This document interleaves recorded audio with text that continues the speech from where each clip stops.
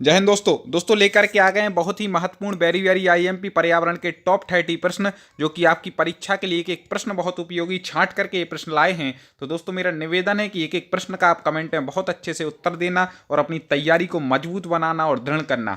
तो top 50 study YouTube channel के माध्यम से हम प्रतिदिन ऐसे प्रश्न आपको ला रहे हैं, तो आप सब्सक्राइब करके तो निश्चित रूप से हमसे जुड़ ही गए होंगे।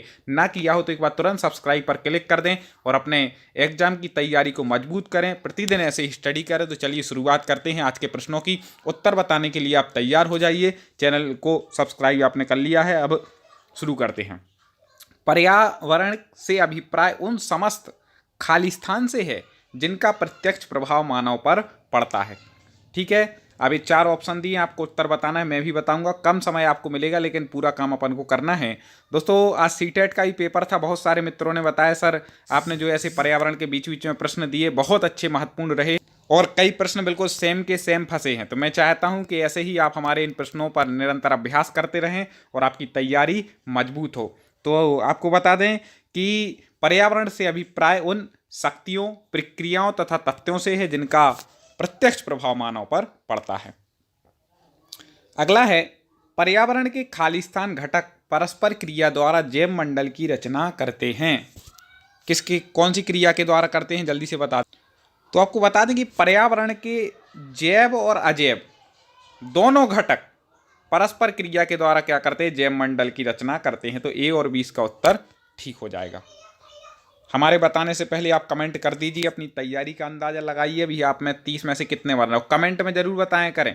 कई मित्र बताते हैं कि सर हम पे 30 में से 21 बने, कहीं पे 25 बने, कहीं पे 27, किसी पे 29 भी बनते हैं, तो बहुत अच्छी बात है। पृथ्वी तथा वायुमंडल का वह भाग जिसमें सभी प्रकार के खालिस्तान विद्यमान होते हैं पर्यावरण के जैव मंडल में आता है। ठीक है, तो वायुमंडल का वह भाग जिसमें सभी प्रकार के खालिस्तान विद्यमान है पर्यावरण के जैव मंडल में आते हैं। पर्यावरण जीव भी है, जंतु भी, वनस्पतियां, तो ये सभी इसका उत्तर ठीक हो जाएगा। वही क्या है, जैव मंडल है पर्यावरण का। महत्वपूर्ण प्रश्न आ गया, स्थल मंडल की बाह्य सतह जो हमारे पर्यावरण का निर्माण करती है खालिस्तान नामों से जानी जाती है। स्थल मंडल की आपको बाह्य सतह बताना है जो हमारे पर्यावरण का निर्माण करती है, उसको हम किस नाम से जानते हैं जल्दी से बता दीजिए दोस्तों। तो उसको पर्यावरण का निर्माण कौन करते हैं, महाद्वीप भी करते हैं, पहाड़ भी करते हैं, मरुस्थल भी करते हैं। ये सभी इसका उत्तर ठीक हो जाएगा। याद रखिएगा, महाद्वीप, पहाड़, मरुस्थल ये सभी हमारे पर्यावरण का निर्माण कर रहे हैं स्थल मंडल पे। दोस्तों लाइक तुरंत कर दें, बिल्कुल लाइक फटाक से मार दें एक बार यदि अभी तक आपने वीडियो को लाइक ना किया हो, क्योंकि इतना काम आप सबको करना है। सृष्टि को खालिस्तान प्रदान करने वाले वायुमंडलीय तत्वों को सर्वोच्च भूमिका है। ठीक है, सृष्टि को खालिस्तान प्रदान करने वाले वायुमंडलीय तत्वों की सर्वोच्च भूमिका किसमें है, फटाक से कमेंट कर दें दोस्तों।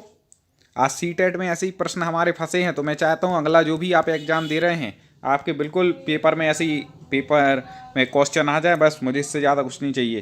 तो आपको बता दें कि सृष्टि को जीवन प्रदान करने में वायुमंडलीय तत्वों की सर्वोच्च भूमिका है। वायुमंडल में जीवनदायिनी जैसे खालिस्तान, सूर्य प्रकाश और ऊर्जा आदि पाई जाती है। वायुमंडल में जीवनदायिनी जैसे, ठीक है, तो जीवनदायिनी के अंतर्गत ऐसे ही सूर्य का प्रकाश और ऊर्जा आदि पाए जाते हैं। तो वायुमंडल में क्या, ऑक्सीजन होती है, नाइट्रोजन होती है, सब जीवनदायी हैं, और कार्बन डाइऑक्साइड भी होती है। तो ये सभी हो जाएगा। ठीक है, ऑक्सीजन, नाइट्रोजन, कार्बन डाइऑक्साइड, ठीक है, सूर्य प्रकाश और ऊर्जा, ये सब कुछ वायुमंडल में पाए जाते हैं। अगला है, वायुमंडलीय तत्व को घेरे हुए है। कौन घेरे हुए है वायुमंडलीय तत्व को, 4 ऑप्शन आपके सामने हैं, फटाक से कमेंट कर देना कि वायुमंडलीय तत्व को कौन घेरे है। हाँ, पहचान लें जल्दी से। तो आपको बता दें जो वायुमंडलीय तत्व है ना, उसको स्थल मंडल और जल मंडल ये दोनों घेरे हुए हैं। कौन घेरे हुए हैं, स्थल मंडल और जल मंडल दोनों। अगला है, वायुमंडल के तत्वों का समुच्चय कहलाता है। वायुमंडल के तत्वों का समुच्चय क्या कहलाता है, समुच्चय मतलब जोड़। तो आपको बता दें कि वायुमंडल के जो तत्वों का जो समुच्चय है वह है मौसम और जलवायु। बिल्कुल सही आप लोग कमेंट में उत्तर देते हैं। जो लोग लाइव देखते हैं वो लाइव चैट में आकर के उत्तर दें, और जो बाद में देख रहे हैं वीडियो को, लाइव नहीं देख पा किसी कारणवश 8 बजे की क्लास, तो आप बाद में देख रहे हैं क्योंकि हम इतना ज़्यादा समय आपका नहीं लेते हैं कि आप बाद में देखें तो आपको बोरियत महसूस हो, फटाफट ही लेते हैं। ठीक है, तो आप कमेंट में ज़रूर उत्तर बताने का प्रयास किया करें। आपको क्वेश्चन कैसे लग रहा है ये भी बताएं, किस एग्जाम की तैयारी कर रहे हैं आप, ये तो कमेंट में सब लिख ही देते हैं अलग अलग, तो वैसे ही हम क्वेश्चन ला रहे हैं। वायुमंडलीय तत्वों के खाली स्थान के कारण पृथ्वी के धरातल पर विभिन्न प्रकार की वनस्पतियां या जीव पाए जाते हैं। ऐसे ही क्वेश्चन आपको पेपर में मिलेंगे।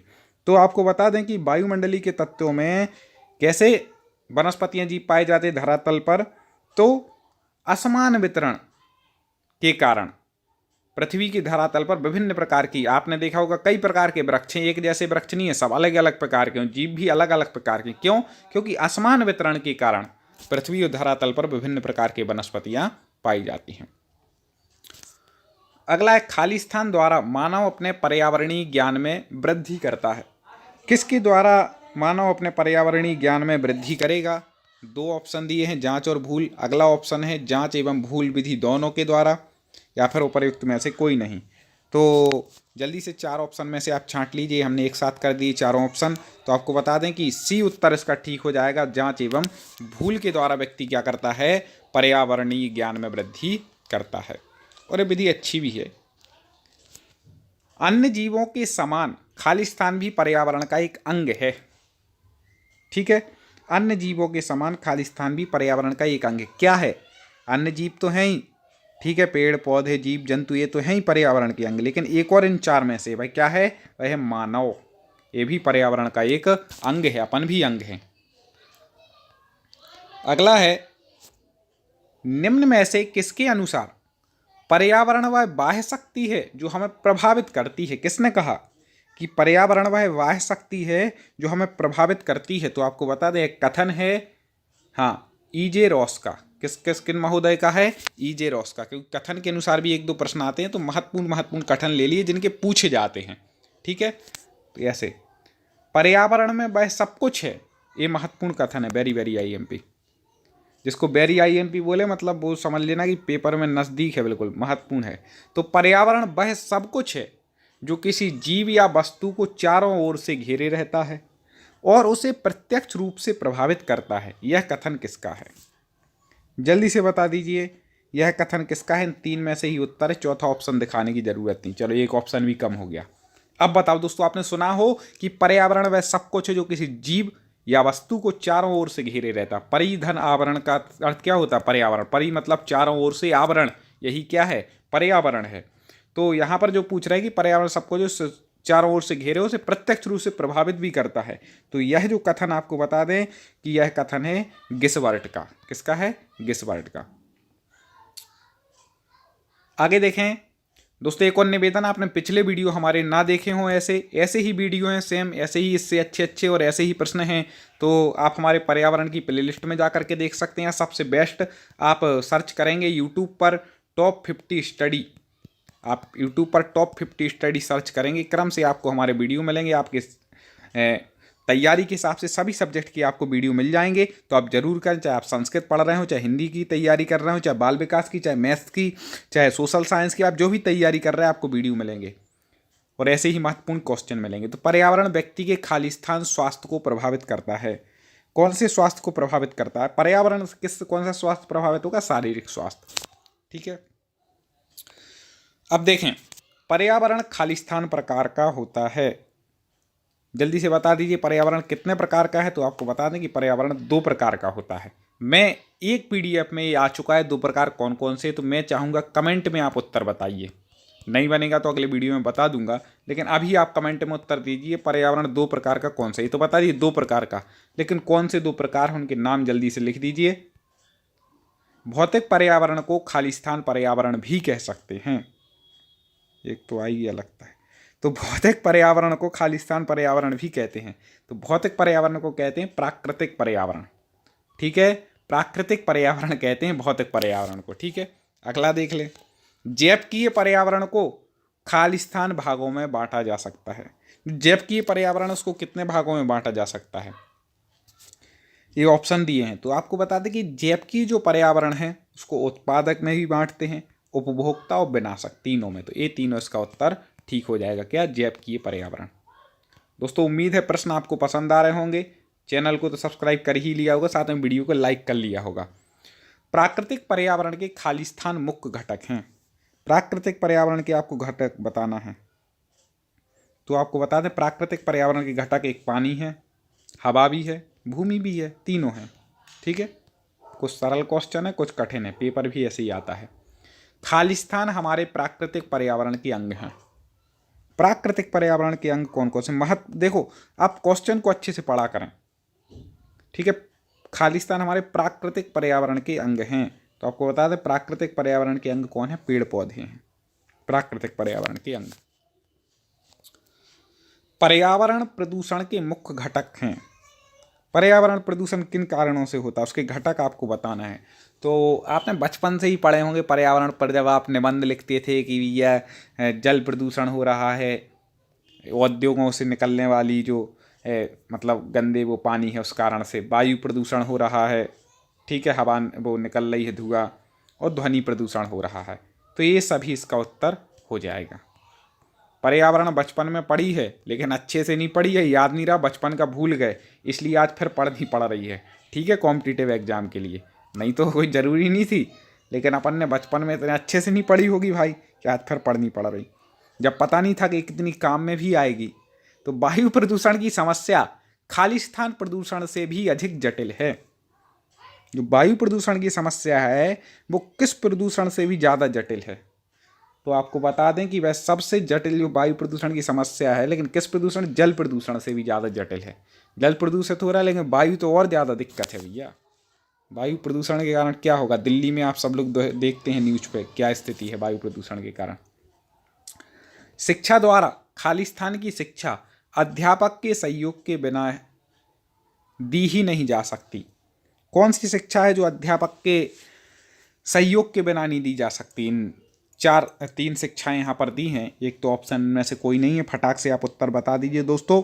और ऐसे प्रश्नों को हमें निरंतर पढ़ना है, डेली पढ़ना है, तो आप बस हमसे जुड़े रहिए और निरंतर अपना ये अभ्यास जारी रखिए, एक कंटिन्यूटी बनाए को रखिए। तो आपको बता दें अच्छे पर्यावरण की शिक्षा अध्यापक के बिना नहीं दी जा सकती है।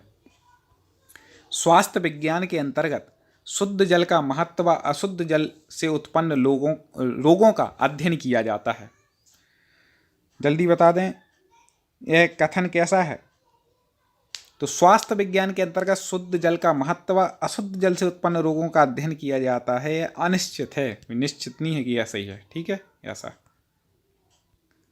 प्राकृतिक पर्यावरण के साथ सांस्कृतिक पर्यावरण को जोड़कर किसकी संज्ञा दी गई है। प्राकृतिक पर्यावरण को सांस्कृतिक पर्यावरण के साथ जोड़ करके किसकी संज्ञा दी गई है। तो आपको बता दें कि वह हो जाएगा, उसको दी गई है सांस्कृतिक, प्राकृतिक पर्यावरण को सांस्कृतिक पर्यावरण के साथ जोड़ा, फिर उसको दे दी भौगोलिक पर्यावरण। कौन सी संज्ञा दे दी दोस्तों, भौगोलिक पर्यावरण। किसी भूभाग के वायुमंडल की दशा, तापमान, वर्षा, आर्द्रता, वायु की दशा, वायु दाब आदि के वार्षिक औसत को क्या कहा जाता है। महत्वपूर्ण प्रश्न है दोस्तों, क्या कहते हैं। तो आपको बता दें वायुमंडल के जो दशा है, तापमान की हो, आर्द्रता हो, वायु की दशा हो, सब कुछ क्या कहलाती है, जलवायु कहलाती है। क्या कहलाती है दोस्तों, जलवायु, याद रखिएगा। प्रभावी दशाओं का वह संपूर्ण योग जिसमें जीव रहते हैं पर्यावरण कहलाता है। पर्यावरण की परिभाषा किसने दी, अलग अलग परिभाषाएं अलग अलग विद्वानों ने दी हैं, तो एक आध तो कम से कम पूछ ही लेंगे। ठीक है, तो हम बीच बीच में जो महत्वपूर्ण पूछी जाती हैं वो ले आएंगे।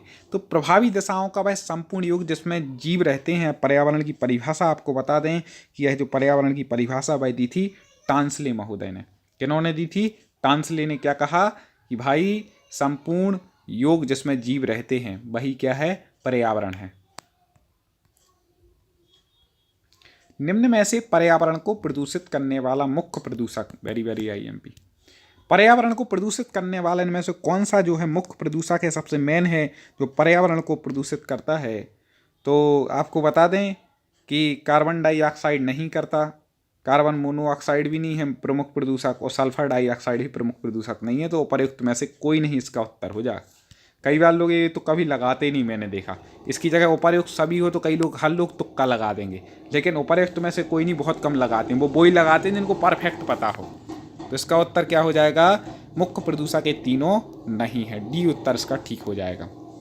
अगला क्वेश्चन आ रहा है, अच्छे ध्यान से पढ़िएगा दोस्तों। वीडियो को लाइक और शेयर जरूर करना है 3 मित्रों तक, अपने 3 व्हाट्सएप ग्रुपों में या 3 फेसबुक ग्रुपों में या टेलीग्राम में। इतना काम आप करते जाइए, प्रश्न डेली हम ऐसे ही लाते जाएंगे और अपन तैयारी को मजबूत बनाते जाएंगे। देखें, मृदा भूपटल का वह क्षारित पदार्थ है जिसमें अनेक कार्बनिक एवं अकार्बनिक पदार्थों का सम्मिश्रण होता है तथा वह पौधों को उगाने में आवश्यक भोज्य पदार्थ प्रदान करता है। निम्न में से यह किसने लिखा था? 4 में से किसका कथन है? जल्दी से बता दीजिए, किन का कथन है ये? तो आपको बता दें, यह जो कथन है वह हिलगार्ड महोदय का। किनका है? हिलगार्ड का। अगला महत्वपूर्ण है, सर्वप्रथम रेडियोधर्मी प्रदूषण का प्रभाव कहाँ अनुभव किया गया? तो रेडियोधर्मी प्रदूषण होता है, उसका प्रभाव सबसे पहले कहाँ अनुभव किया गया है? तो आपको बता दें कि रेडियोधर्मी जो प्रदूषण है इसका सबसे पहले जो प्रभाव अनुभव किया गया था वह किया गया था जापान में। कहाँ? जापान में। ठीक है, जब पान खा के अच्छे रेडियो सुना तो रेडियोधर्मी प्रदूषण का अनुभव भी हो गया, ऐसे याद रख लीजिएगा। इसको याद करना है, इसलिए मैंने ट्रिक सामान बता दी। पर्यावरण जीव के पारिस्थितिक कारकों का योग है। पर्यावरण जो है वह जीव के पारिस्थितिक कारकों का योग है, यह कथन किसने कहा था? इन 4 आज लगभग कथन आए हैं दोस्तों, चारों को एक बार दोबारा पढ़ लीजिएगा, महत्वपूर्ण है। तो आपको बता दें कि यह जो कथन है वह एक कहा था कि पर्यावरण जीव के पारिस्थितिक कारकों का योग है, ये कहा था ए फिटिंग महोदय ने।